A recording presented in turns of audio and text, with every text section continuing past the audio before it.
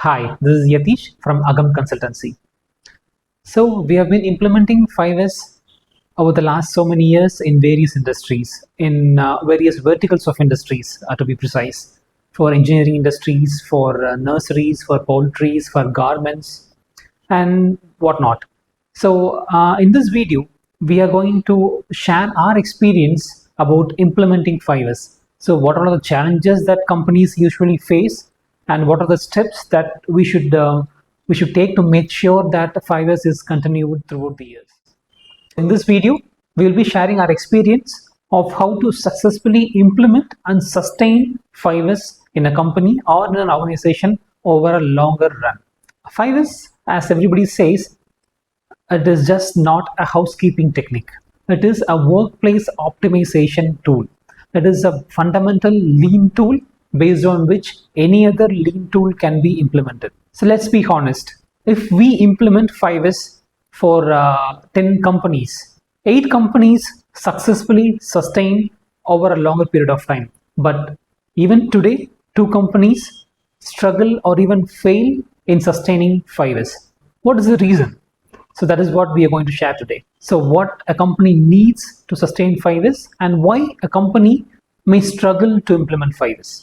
To start with, if we are going to implement 5S or if you plan to implement 5S in your organization, make sure your commitment is very, very strong towards it. What companies usually do is they try to implement these lean tools in a lean period of their production. For example, if they have a lean month where production is very less, then they try to substitute production for something else, for some trainings, for some certification courses for their employees. But once the production picks up, they go after production. They forget these things. That is not the way in which 5S needs to be implemented. We have to accept the fact that 5S needs a long-term commitment.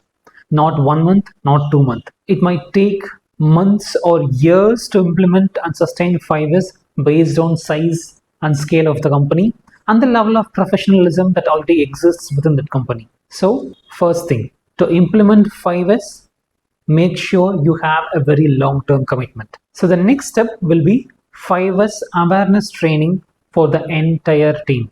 And again, this is where companies deviate from their track. What companies usually do is they provide some certification courses or some awareness training only to the department heads or only to the core team who is going to implement or train 5S. But that should not be the case.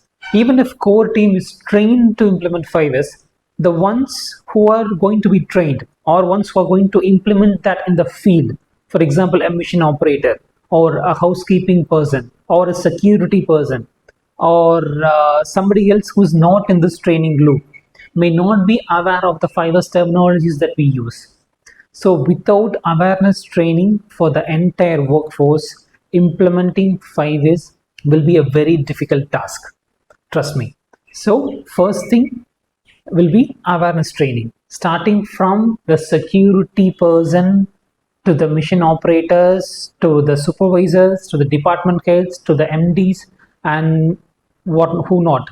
That includes managing directors and the directors of operations if they are there. So no one is left behind for the awareness training. Everybody should be in the same page, at least in the level of understanding about 5S. So everybody should know what is 5S and how to implement 5S, and very importantly, they should know what are the advantages as an employee that I will get if I implement 5S. If these things are very clearly explained to the workforce, then they will be very keen in implementing 5S. So the first step, awareness training for the entire workforce. By the term entire workforce, I mean every single person who steps into the company.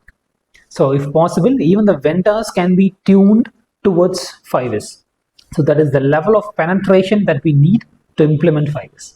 So the first point is always awareness training. The next step would be segregating zones within the company.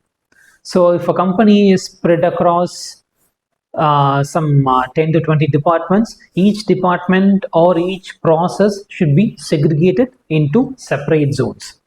So this will help in micro level implementation of 5S. So segregating zones will help us to involve as many people as possible. So each zone will have a zone leader, will have a team leader and the team members. So starting from the zone leaders till the team members, each one will have a responsibility in 5S. So what is this person's responsibility in 5S? To clear unwanted items around his machine or around his table or around his office work table.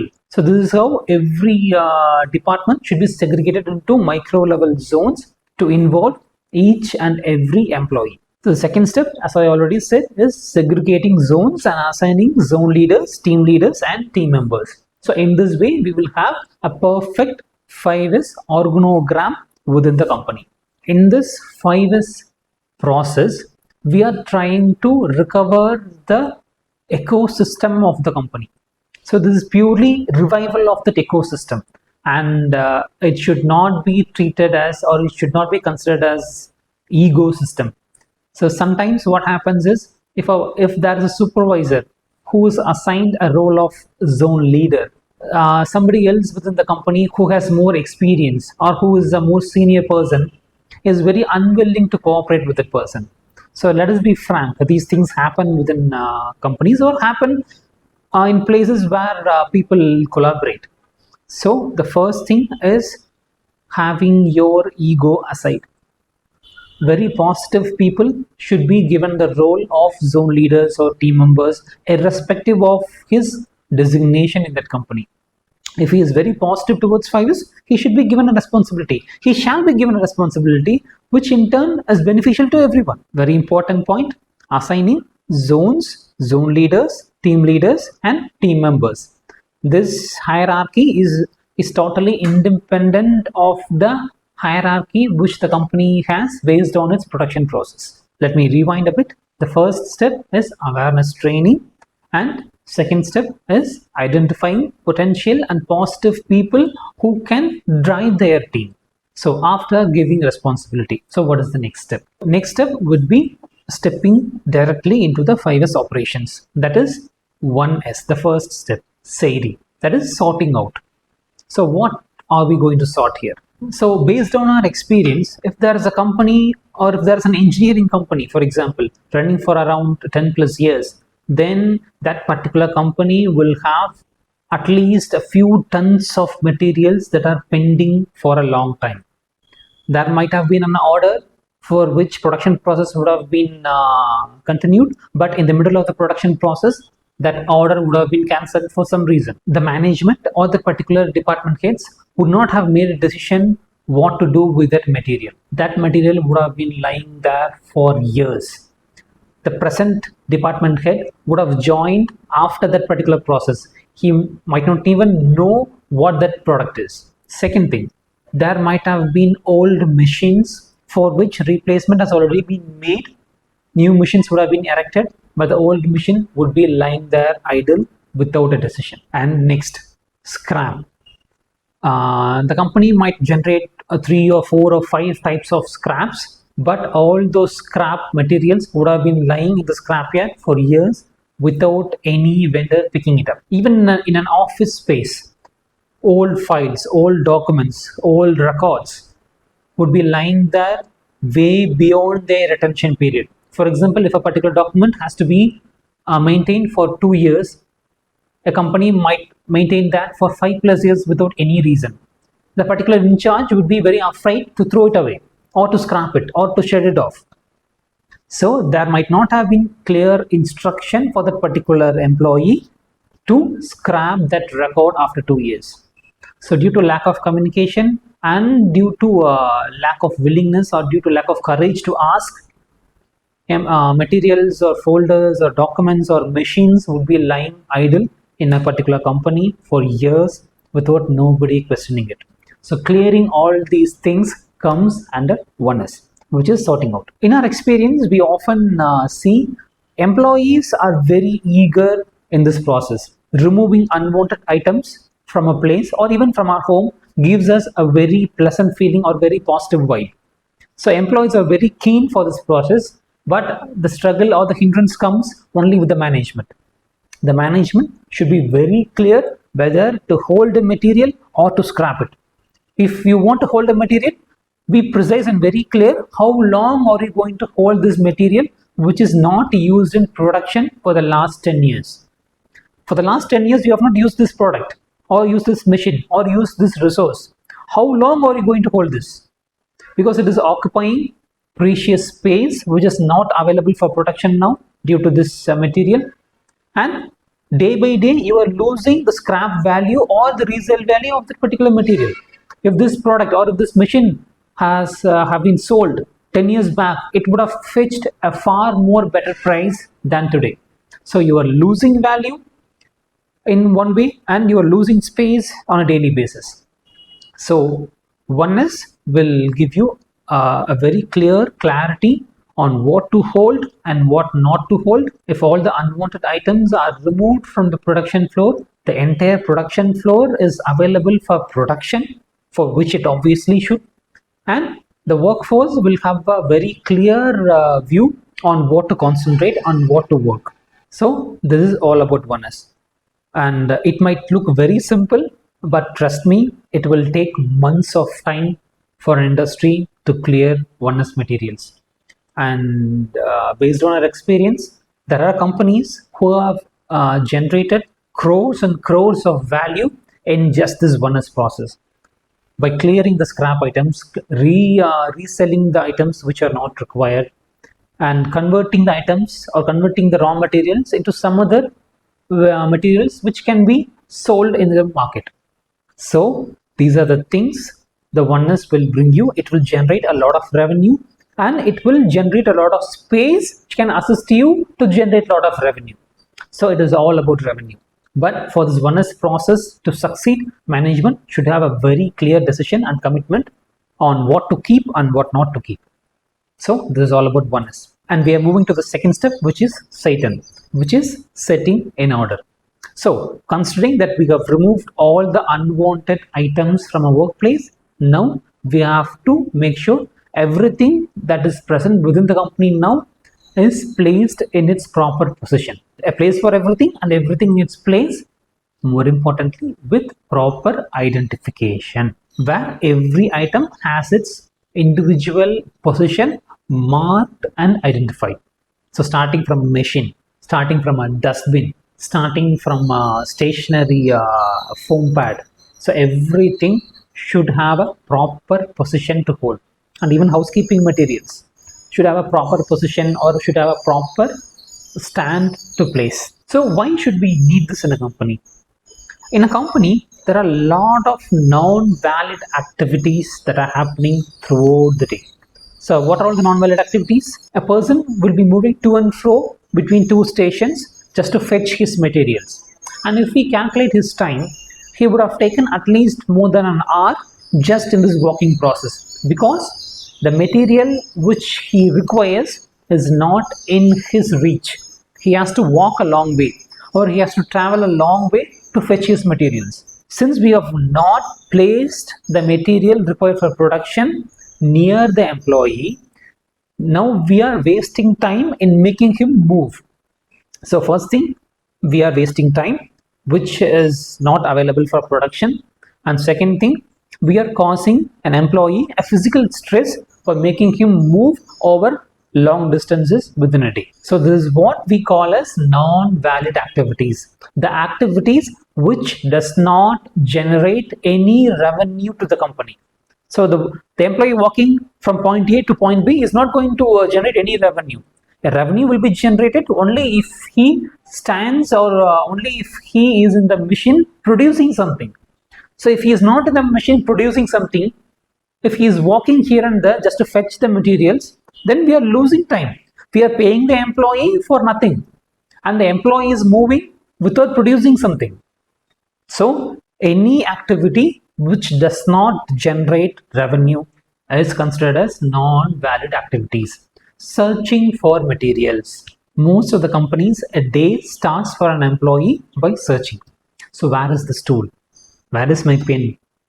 So where is my caliper? Where is my instrument? Where is my machine key? So where is my ID card?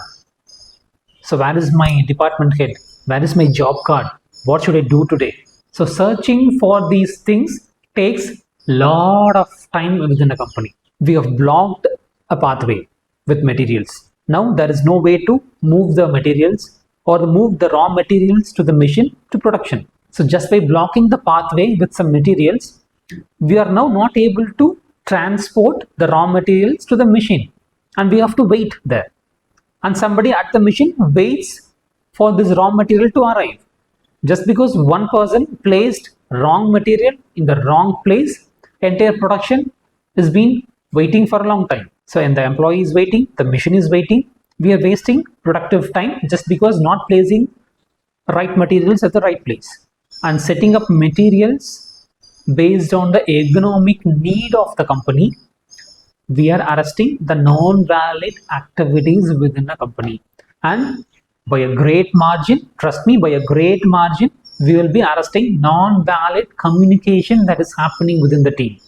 So clearly identifying pathways, gangways, clearly identifying the places where materials should be held.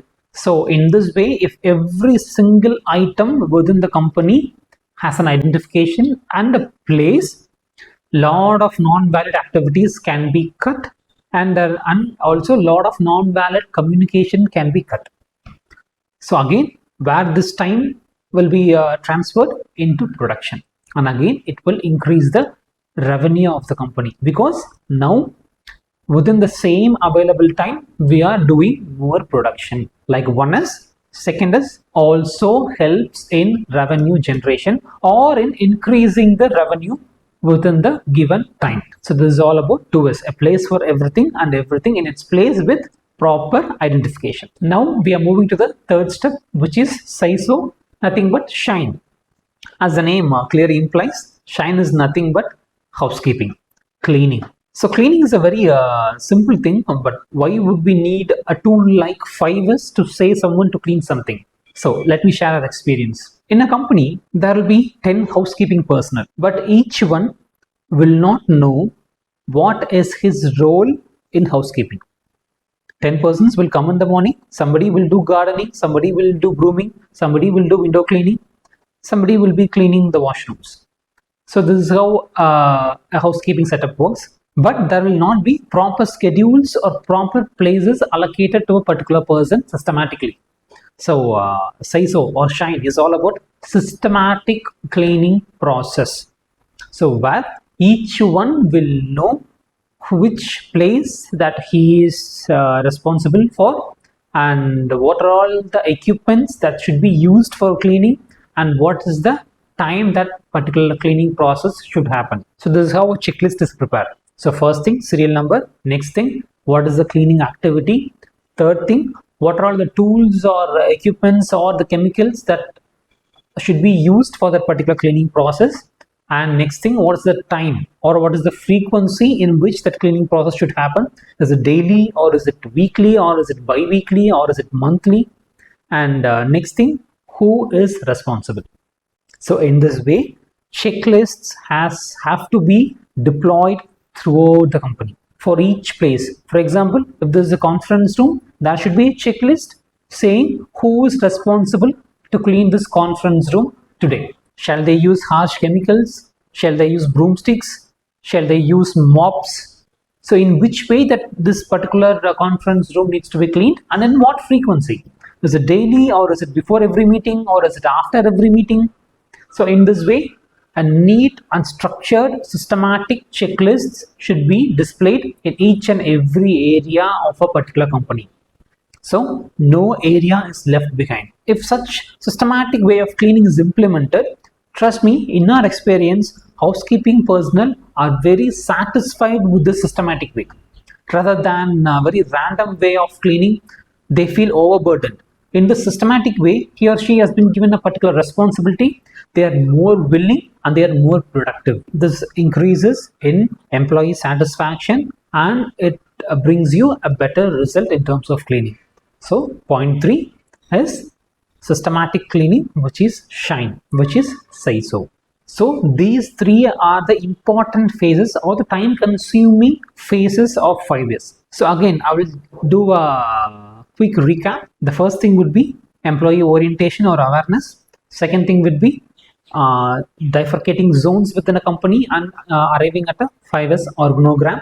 And the next step would be 1S process, which is sorting out of unwanted items. Next step would be identification and proper placing of materials, and the third is would be systematic cleaning. Why I said it is a time consuming process? Because 1S and 2S needs a very good time to implement. Depending on the size and scale of the company, 1S might take up to 2 to 3 months.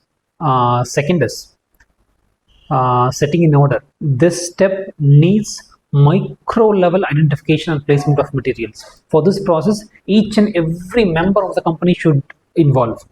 Each and everyone should give ideas on what style of identification are we going for.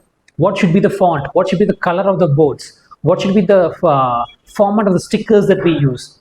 What is the kind of material are we using for the stickers? Are we doing foam boards, or are we doing stainless steel boards, or are we going for acrylic boards, or are we going for wooden boards? So it depends on the company. So based on their type of product or type of operation, there should be a systematic, thematic way of identifying and floor marking of materials. So again, this is a very time consuming process. We need a very good endurance from the company to successfully complete this process. And the next, systematic cleaning, where again there will be certain time required to implement or to arrive at a proper way of checklists for all the zones. So the first 3 steps are highly time consuming. Let me be very honest. In some organizations, there is some investment required for these 3 processes. Not for the 3, especially for the second is for identifications, for paintings, for boards, for markings. There can be some kind of an investment required for that, but the value or the returns from that particular investment will be way higher than what you invest. I promise you that.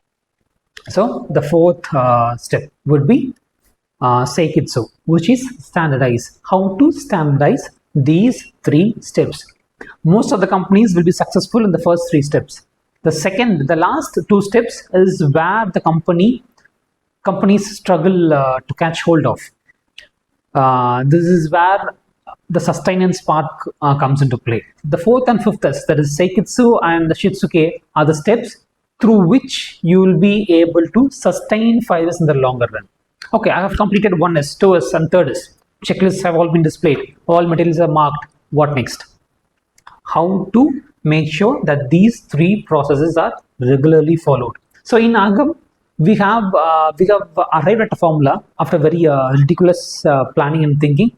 We have arrived at a simple way of standardization called 10 steps for effective 5 years.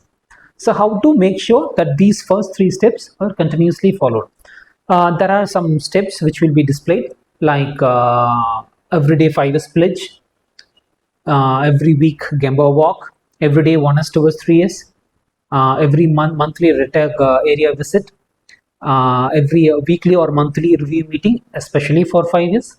So ending till 5 day celebration. So there are these 10 steps which will help you to sustain 5 years in your company. If you follow these 10 steps, I can assure you that 5 years will be followed in the longer run, and 5 years will be your company's culture. So it is not only about the 10 steps, but also evaluating individual zones through internal audit, through cross audit, through audit by consultants, based on these audits and based on the non-conformities that we give, and based on how quickly and how efficiently that these non-conformities are cleared. Each and every zone will be given marks. There will be a simple scoring system, and it will be very interesting. Based on these scoring systems, the better teams will be awarded or even rewarded. So these are some simple tricks and things to keep the 5 years momentum in place. So employees or the team members who perform better should definitely be rewarded. Only then you will have a very positive 5S culture within a company. Then comes the last step, which is sustain. Shitsuke. So in Agam, we make sure even if the consultant leaves the company, 5S is there for a long time. So how to do that? So employees should be properly trained so that they train the newcomers joining the company hereafter. So any fresher or any individual who is joining the company should not go to his seat without 5S induction program.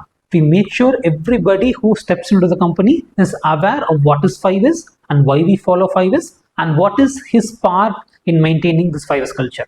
So there should be a 5S induction manual to train everyone. So induction manuals, training calendars, and even some SOPs, that are standard operating procedures, should be laid in place to make sure this 5S culture is sustained. So in our journey, we have seen, as I already told, out of 10 companies, 7 or 8 companies will be successfully implementing and sustaining 5S. But there will be 2 or 3 companies who struggle to implement or to sustain 5S. The reason because they lose out on the standardization and sustaining part, and it cannot happen overnight. So you should be ready to invest at least 6 months to 1 year time in cultivating this 5S culture. Everybody should know that we are not going to finish 5S, we are going to implement 5S culture within our company. It is not a question of finishing. No, it is not. It is not some other certification process where you finish and you forget. No, it is not about finishing and forgetting. It is all about cultural transformation of the employees towards a better culture. If a company enjoys some kind of monetary benefit from 5S, that company should be willing to share that benefit among its workforce. So that is how 5S shall be sustained. And so this is how we have been implementing 5S in companies based on our experience of implementing 5S in varieties of industries of various scales. So we have shared our experience on how to implement 5S and what we need to implement 5S and what should not be done to slow down the momentum. So hope this video finds you correctly and clears most of your doubts, if not all, about implementing and sustaining 5S in your company. Please feel free to contact us if you have any doubts or clarifications on how to implement or how to sustain 5S in your company. And this is Yatheesh from Agam Consultancy. Thank you.